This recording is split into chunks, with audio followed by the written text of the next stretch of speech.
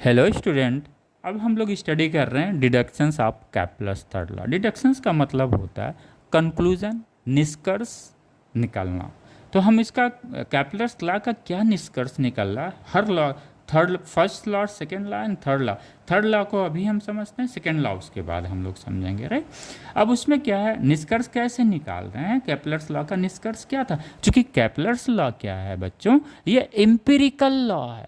और जब भी लॉ इम्पिरिकल होता है उसका मतलब ये जो लॉ कह रहा है वो किस बेसिस पे कह रहा है, डाटा के बेस पे कह रहा है। एक्सपेरिमेंटल डाटा जो कलेक्ट किया जा रहा है उसके बेसिस पे किया जा रहा है, ना कि सॉलिड लॉजिक की बेसिस पे ये लॉ बना हुआ।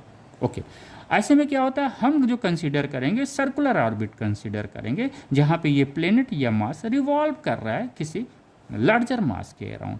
एलिप्टिकल ऑर्बिट यहाँ पे कंसीडर नहीं करेंगे। सपोज ये प्लेनेट है, उसका मास यूनिट है, ये कैपिटल एम है, सेंटर पे है, जिसके अराउंड ये रिवॉल्व कर रहा है। तो क्या होगा, इसकी वजह से एक फोर्स जनरेट होगा according to Newton's law of gravitation. ये कैपिटल एम क्या करेगा, उस पर एक ग्रेविटेशनल अट्रैक्शन फोर्स लगाएगा, जिसकी वैल्यू क्या होगी, F equal to G capital M small m upon r square.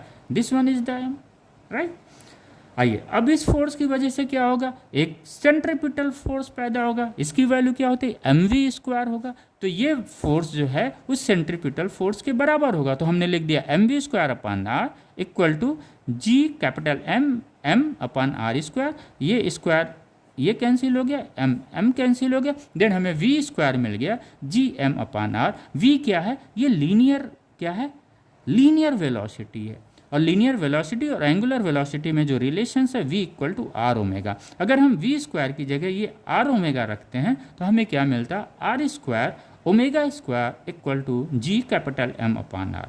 Omega की वैल्यू क्या होगी, 2 पाई एन होती है। ओमेगा इक्वल टू एन क्या होता है, 1/2 हो जाएगा। Omega equal to 2 pi upon t हो जाएगा। तो हमने ओमेगा को यहाँ पे 2 पाई अपान टी रख दिया, दिस वन।